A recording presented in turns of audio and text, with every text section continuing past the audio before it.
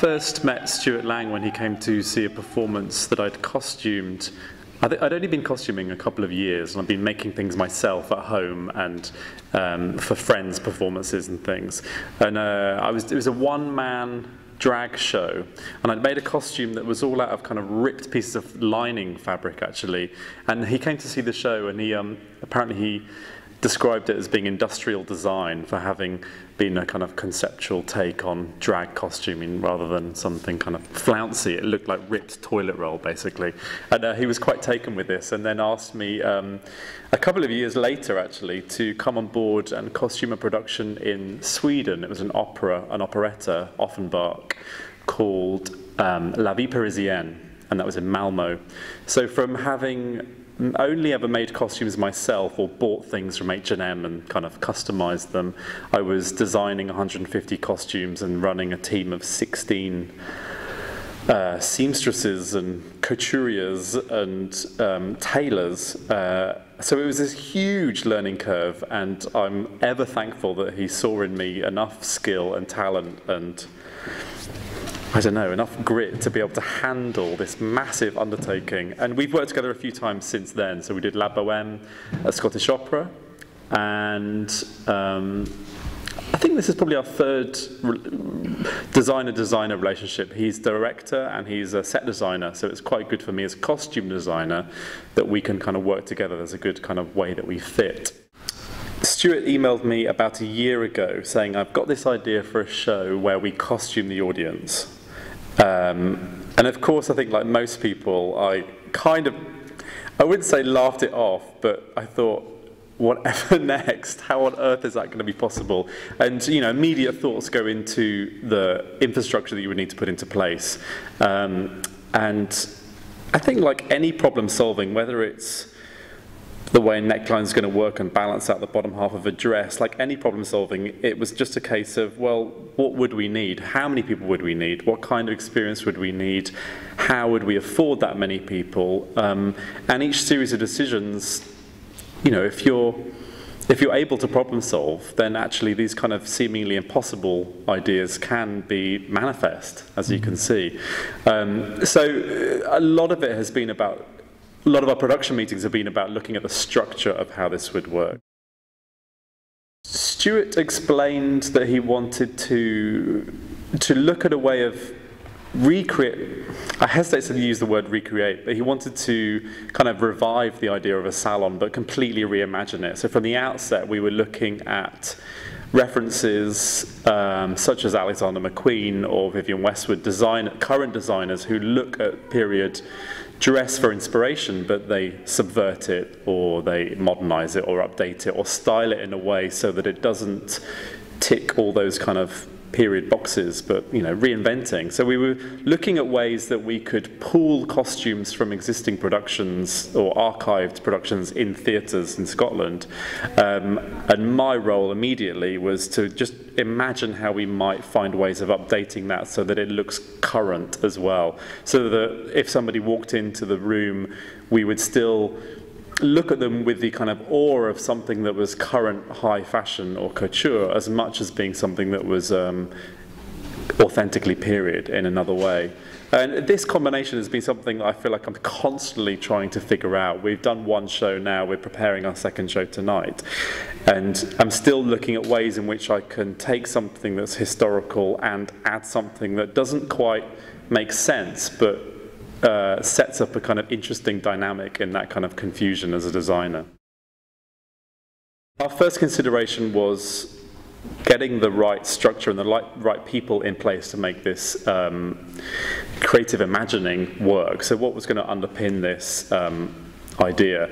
And we got 3 fantastic costume supervisors from Scotland, and one head of hair and one head of makeup, and then we've got 15 makeup interns and 10 costume interns. So I've got a whole mass of people that I'm directing to make this work. One of my first considerations was the idea that people wouldn't quite, by the time they got to me, just before they went to the salon, they wouldn't still quite understand what they were going to, and I might need to have a lot of the same conversation about this idea of reinventing something, period, and that people would expect a historical costume and a wig and the lace and all the period detail, but actually we were trying to subvert that, and whether or not they would understand or be game for that. But actually, we've done a show, we've done a dress run, and everyone, it's amazing how people are so ready to just let themselves be taken on this journey, to be decided for, to be designed by someone else, and have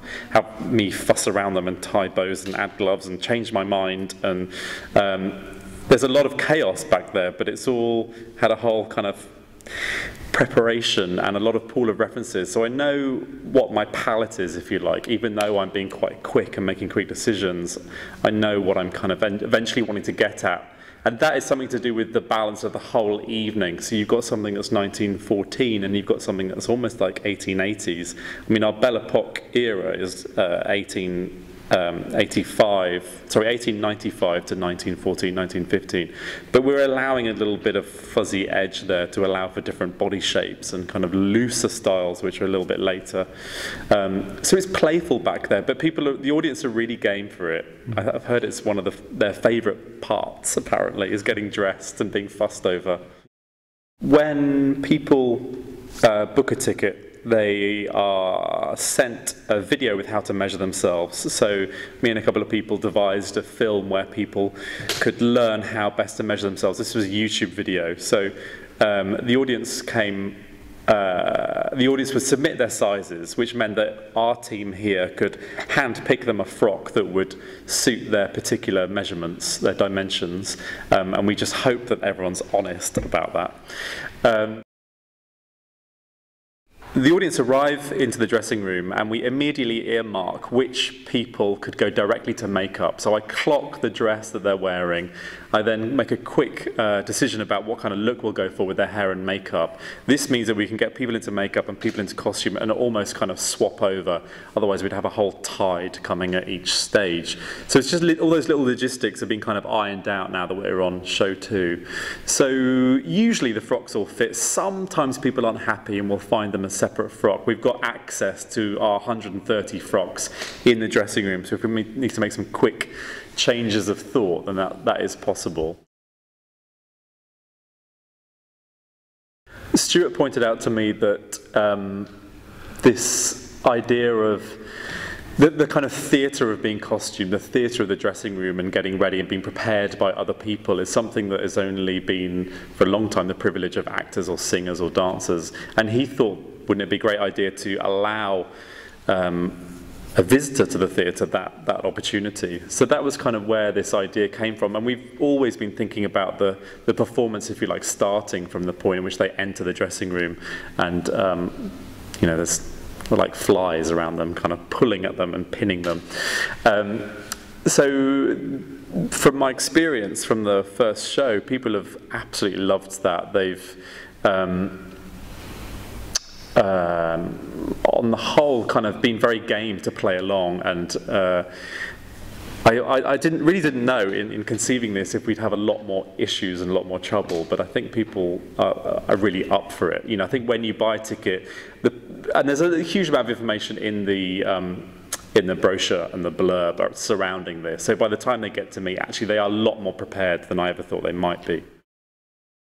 There's something odd about costuming this production for me, which is something that's very normal to a lot of designers, which is the idea of hiring costumes. So if you went to see a Noel Coward play, chances are 2 of the frocks would have been designed by that designer and handmade for that show. Many of them would have been hired, so many of them would have existed already and come from Angels and Bermans or Cosprop. There's lots of different kind of hire stores. And this is the first time I've ever dealt with that. So I've never actually done a play where I haven't, or a dance piece or an opera where I haven't actually kind of considered each costume and designed it by hand and sketched it and had someone make it. or gone and bought it. So the idea of kind of going to one of these kind of higher places, or similarly into the archive of Scottish Opera or somewhere like that, where you've got all this existing design, this kind of history of all these designers that have come through that building. There's immaculate work being done, and if it's not used in a show like this, then it just sits there waiting for a revival of something which quite possibly won't ever happen.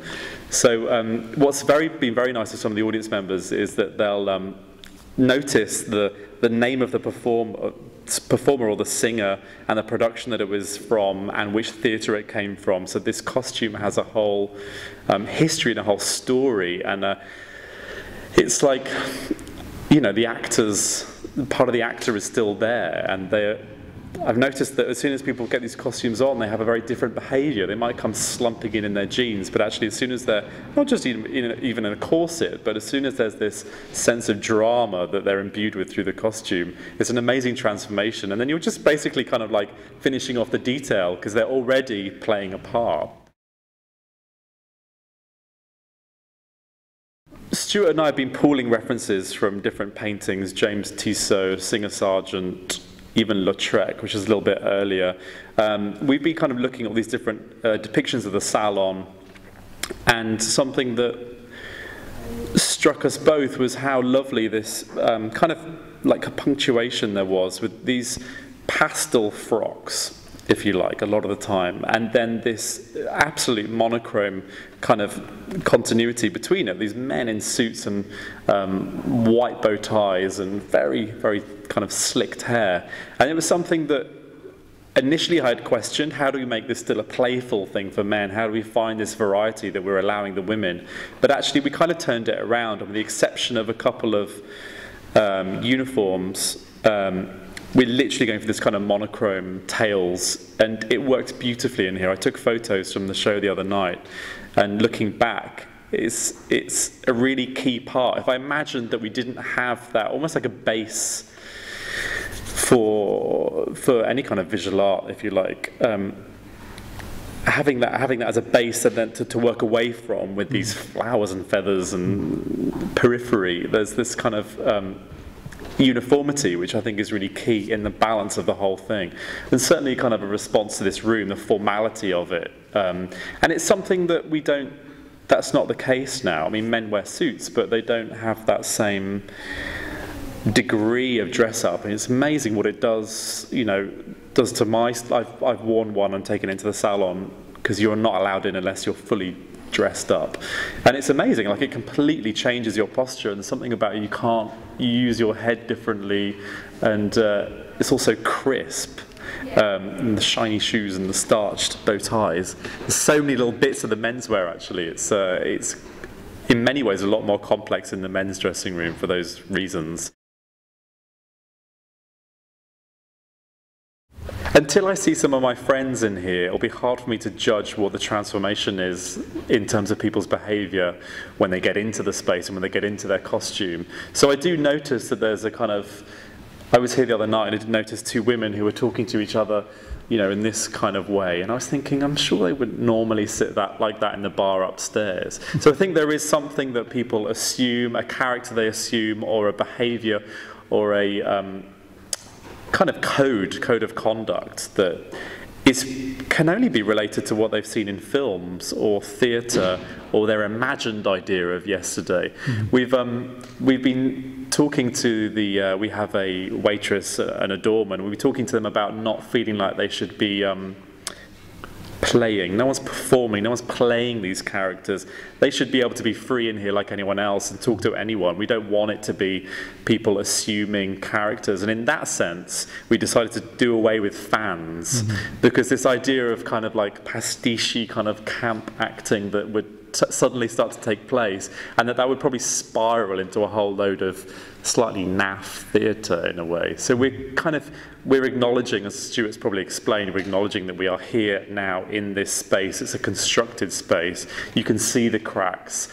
There's not the level of pretense you would get in some kind of Amdram theatre, I suppose. I've been a performer for just under 20 years now. I'm a dancer when I'm not a designer. So when I came to start working with Stuart, I'd always had a very instinctual response to my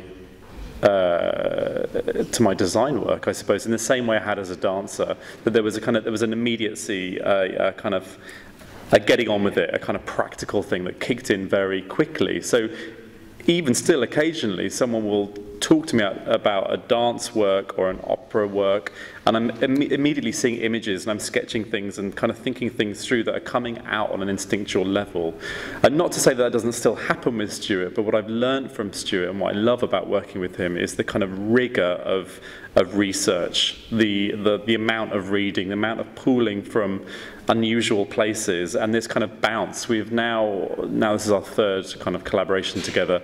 There's a really kind of clear pool of references that we share and that we keep re-stimulating in each other. So just every other day there'll be an image that one of us finds, maybe it's on a blog, maybe it's in a newspaper or in a book, that we'll share with each other, we'll email each other or talk through. And I feel like that's what there's a real investment on both of our parts into that kind of pool of thought and visual imagery, and not just, but yeah, there's a kind of an appreciation of beauty and artwork and thinking and approaches and other designers' approaches. So whether that's high fashion, looking at, our breaking down of all the Paris Fashion Week shows or something like that, I really enjoy the kind of the play and the bounce with him. Mm-hmm.